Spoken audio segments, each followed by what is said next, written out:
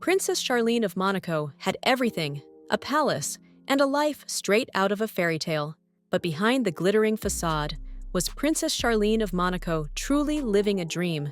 Or was she locked in a golden cage? Unlike other princesses who fled when things turned dark, Charlene stayed. The question is, did she stay for love, or was she trapped? The truth might shock you. Let's uncover the mystery on Empire Elegance. Once upon a time, in the heart of Zimbabwe, a girl named Charlene Lynette Wittstock was born on January 25, 1978. Before she could even dream of the life ahead, fate dealt its first twist. At just 12 years old, her family uprooted to South Africa, setting the stage for a future no one could have predicted.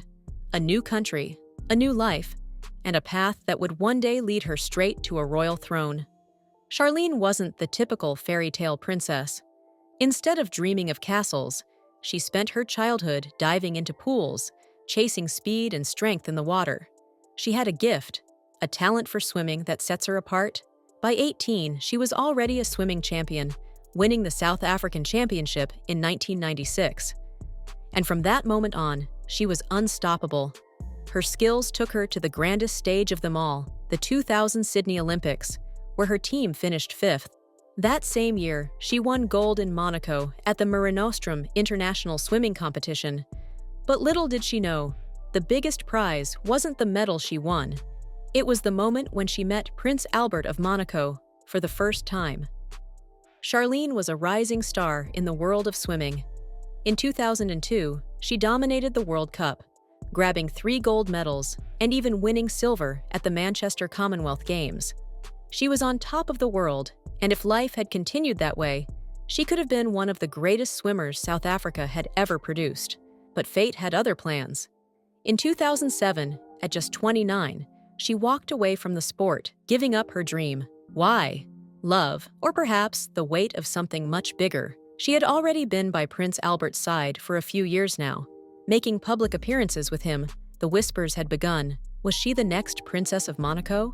When Charlene and Albert finally announced their engagement in 2010, the world prepared for another dazzling royal wedding. The celebrations lasted for 3 days, starting with a concert by the Eagles. On July 2nd, the grand event took place, the lavish religious ceremony in the grand courtyard of the Prince's palace. Charlene looked breathtaking in her custom Giorgio Armani gown, an off-white masterpiece embroidered with 40,000 Swarovski crystals and a train that stretched 16 feet. It was a gown fit for a queen.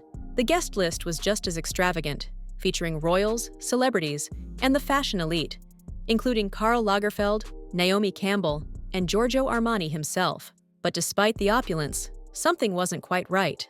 As the cameras captured Charlene on her big day, one thing stood out: her tears. The world watched as she struggled to hold back sobs, her face clouded with something that didn't look like happiness. The rumors started spreading. Had she tried to leave before the wedding? Had she wanted to escape? Speculation only grew when reports surfaced claiming Charlene had allegedly attempted to flee Monaco multiple times before the wedding, only to be stopped and convinced to stay. Allegations of a secret paternity scandal involving Albert and another woman. Yet, despite the rumors, the wedding took place, and Charlene became Princess of Monaco. But was she happy? Charlene didn't get to ride off into the sunset with her prince and live happily ever after. Instead, she found herself trapped under the relentless glare of royal scrutiny. Every expression, every move, every moment of her life was analyzed, dissected, and turned into headlines. She wasn't just a princess, she was a prisoner of public perception. Being a royal is never easy, but being Princess Charlene of Monaco? That came with a different level of pressure. Comparisons to Grace Kelly, Albert's mother, were inevitable. Grace, the Hollywood actress turned princess, had set an impossibly high standard, one that Charlene could never quite match in the public's eyes. The tabloids never stopped questioning. Was she happy? Was she trapped? Was her smile real? Or was it just for the cameras?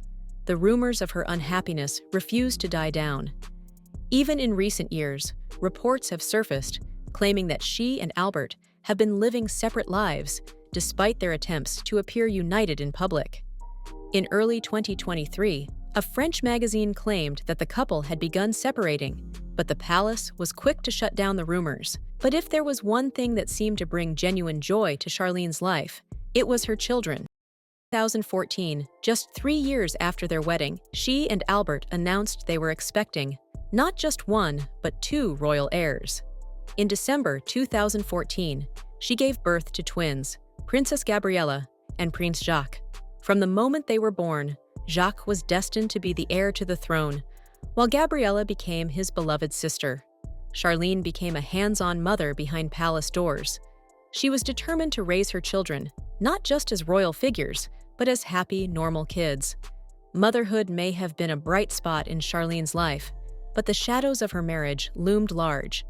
From the outside, she had everything: a luxurious life, a beautiful family, and the title of princess. But behind the palace walls, was she truly happy? From the moment Charlene married Prince Albert in 2011, rumors swirled that she had second thoughts. Some even claimed she tried to escape Monaco, but was stopped at the airport. Albert, famously dubbed the Playboy Prince, had a past that was anything but secret. Before Charlene, he had fathered 2 illegitimate children, Jasmine Grace Grimaldi and Alexandra Coste. While neither could inherit the throne, their existence raised questions about Albert's loyalty. And just when Charlene thought she had left all that behind, another scandal hit. In December 2020, a Brazilian woman came forward, claiming Albert was the father of her teenage daughter. If true, it meant he had been unfaithful to Charlene during their courtship. Suddenly, the whispers about their marriage turned into full-blown speculation. Was this the final straw? Would Charlene finally walk away? But she didn't. Unlike many royals before her, Charlene didn't run. Grace Kelly, Albert's mother, had found solace in her American roots whenever Monaco's pressures became too much. Albert's sister, Princess Caroline, had fled to France after a failed marriage. Even his other sister, Princess Stephanie, had lived a nomadic life, marrying bodyguards and circus performers in a bid for freedom. But Charlene, she stayed. Maybe it was for her children. Maybe it was because leaving Monaco is never easy for a princess. Or maybe, despite everything, she still had hope. Then, in late 2020, Charlene shocked the world with a bold new look. One side of her head shaved, the other dyed a darker shade. It was daring, defiant, and a stark contrast to the polished royal image she once embraced. Was she rebelling against the expectations forced upon her? Or was it a silent cry? In 2021, Charlene traveled to South Africa for what was meant to be a brief charity trip. Instead, she stayed for months.